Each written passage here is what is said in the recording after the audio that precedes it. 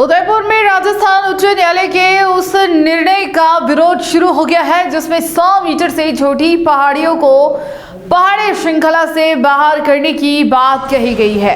इस फैसले को अरावली पर्वत श्रृंखला और पर्यावरण के लिए घातक बताते हुए पर्यावरण संरक्षण प्रेमियों ने प्रदर्शन किया। राजस्थान उच्च न्यायालय के निर्णय के खिलाफ उदयपुर में पर्यावरण प्रेमियों का आक्रोश सामने आया है। बड़ी संख्या में लोग कलेक्ट्रेट पहुंचे और नारेबाजी करते हुए इस फैसले का विरोध दर्ज कराया। पर्यावरण प्रेमियों का कहना है कि अरावली पर्वत श्रृंखला विश्व की प्राचीनतम श्रृंखलाओं में से एक है और इसका लगभग 90% हिस्सा राजस्थान में फैला हुआ है। कुल 700 किलोमीटर लंबी अरावली में से करीब 600 किलोमीटर क्षेत्र राजस्थान में आता है। प्रदर्शनकारियों का कहना है कि यदि 100 मीटर से कम ऊंचाई वाली पहाड़ियों को पहाड़ी श्रृंखला से बाहर कर दिया गया तो इससे बड़े पैमाने पर खनन का रास्ता खुल जाएगा। इसका सीधा असर पर्यावरण संतुलन, भूजल स्तर और अन्य जीव जंतुओं के संरक्षण पर पड़ेगा। अरावली क्षेत्र पहले ही अवैध खनन और अतिक्रमण की मार झेल रहा है। ऐसे में यह फैसला हालात को और गंभीर बना सकता है। ज्ञापन में न्यायालय के इस निर्णय पर पुनर्विचार की मांग करते हुए कहा गया कि अरावली पर्वत श्रृंखला को उसके वास्तविक भौगोलिक स्वरूप के आधार पर संरक्षण मिलना चाहिए। प्रदर्शनकारियों ने स्पष्ट किया कि जब तक अरावली की रक्षा सुनिश्चित नहीं होती तब तक उनका आंदोलन जारी रहेगा।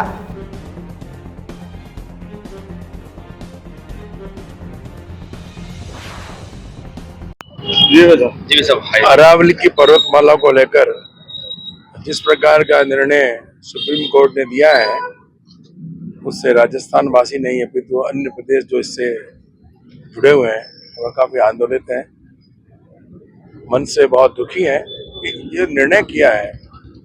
राजस्थान में पहचान इन पहाड़ियों से और विशेष रूप से उदयपुर की जो बात करें इसका नैसर्गिक सौंदर्य यहाँ की पहाड़ियाँ हैं और जिस प्रकार का निर्णय किया है मैं सोचता हूँ ये हमारी पर्वतमालाओं को नष्ट करने का एक षड्यंत्र है।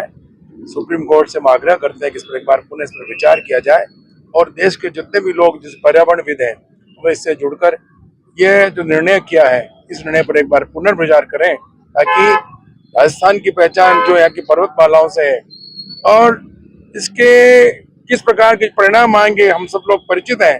तो आने वाली सभी जिस प्रकार की संभावना है जिस प्रकार से पर्यावरण के लोग जो प्रयास कर रहे हैं, एक पेड़ माँ के नाम लगाने की बात कर रहे हैं, उस प्रकार से जो पहाड़ियों को काटने का जो प्रयास किया जाएगा और जो पर्यटन से लगाकर उद्योग से लगाकर सब उसका विपरीत प्रभाव पड़ेगा। इसलिए मेरा अनुरोध है कि हम सभी केंद्र सरकार की अनुशंसा पर यह जजमेंट दिया गया है। देखिए सुप्रीम कोर्ट ने जो भी लिया है तो एक बार सभी लोग विचार करें इसके अंदर सभी राजनीति से ऊपर उठकर इसमें किसी प्रकार की कोई राजनीति नहीं, अभी तो यह है कि हम इस देश के विकास के लिए जो बात कर रहे हैं लेकिन विकास के साथ साथ में इस प्रकार का पर्यावरण बचा रहेगा। आज जो दिल्ली के अंदर आप देख रहे हैं जिस प्रकार जो स्थितियां चल रही है ये पहाड़ और श्रृंखला नहीं रहेगी तो क्या रहेगा, पेड़ पौधे ऑक्सीजन कहाँ से बनेगा। और जो हमारे जिस प्रकार से नदी और नाले और जो झीलें हैं उनको भरने के स्रोत भी यदि एक हमारे इस कटाव को रोकने वाले हैं तो मेरा मानना है कि इस पर पुनर्विचार करना चाहिए और केंद्र सरकार को भी इस बात पर विचार करना चाहिए। पड़ेगा जो पूरा वाटर मैनेजमेंट है।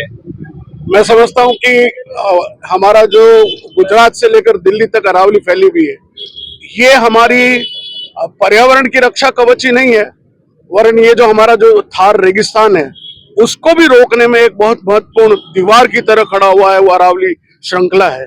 और हिमालय से भी प्राचीन श्रृंखला ये अरावली है। इसकी जो वन्य जीव प्रणाली है, जो जल प्रवाह प्रणाली है या मैं कहूं पारिस्थितिक प्रणाली और पर्यावरणीय संतुलन की दृष्टि से अरावली सबसे महत्वपूर्ण है। मैं तो ये कहता हूं कि अरावली में खनन को भी जितना हो रहा है वो उसी पॉइंट से आगे नहीं बढ़ना चाहिए।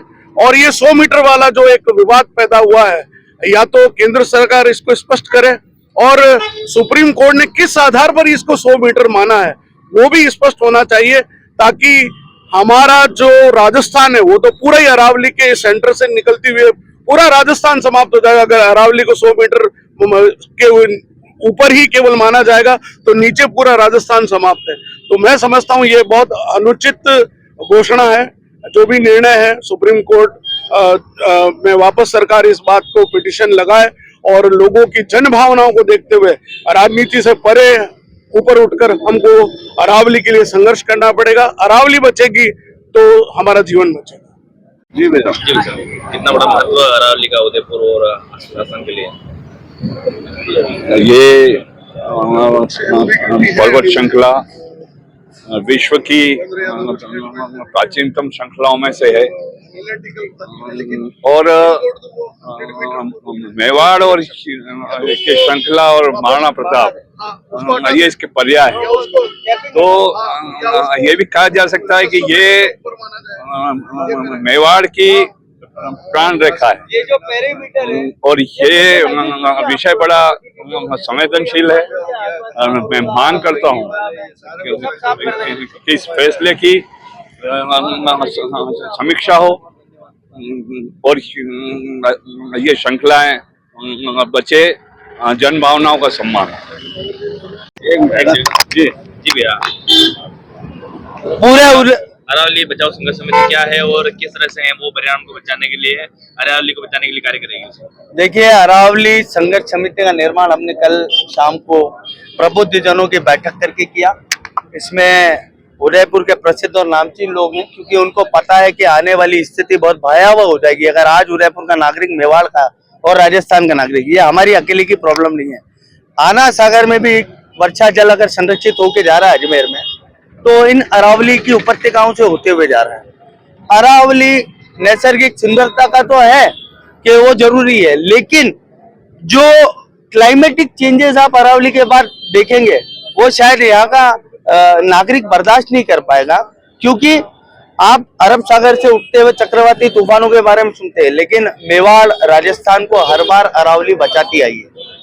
यहाँ पे वन्य जीवों के लिए संरक्षण स्थली है, कितने वन्य जीव यहाँ रहते हैं, क्या इकोसिस्टम गड़बड़ाएगा। जिस प्रकार से ये जो निर्णय हम पर लादा गया है ये पूरी तरह से बुकिश है, प्रैक्टिकल नहीं है, प्रासंगिक नहीं है। ऐसे निर्णय के खिलाफ जनता को लामबंद होना है। जनता लामबंद शने शने हो रही है और हम ये विश्वास दिलाते हैं कि ये जो अरावली बचाओ संघर्ष समिति ये केवल मात्र स्टंट नहीं है। हम लोगों को इसके लिए न्यायालय की शरण में भी जाना पड़ेगा, लीगल लड़ाई भी लड़नी पड़ेगी और सड़क पे भी लड़नी पड़ेगी। सभी पक्षों को साथ लेकर, सभी को सहमत कर इस निर्णय में कुछ विसंगतियां हैं उनको दूर कराने का हम प्रयास करेंगे। हम किसी से विघटन और लड़ाई और झगड़ा नहीं है, राजनीति से ऊपर उठकर ये मेवाड़ और राजस्थान की अस्मिता की लड़ाई है। सभी जो भी इसमें पक्ष हैं सबको एक साथ एकत्रित होकर इस लड़ाई को बहुत शिद्दत से लड़ना पड़ेगा। भारत माता की जय। बहुत बहुत धन्यवाद, बहुत बहुत आभार।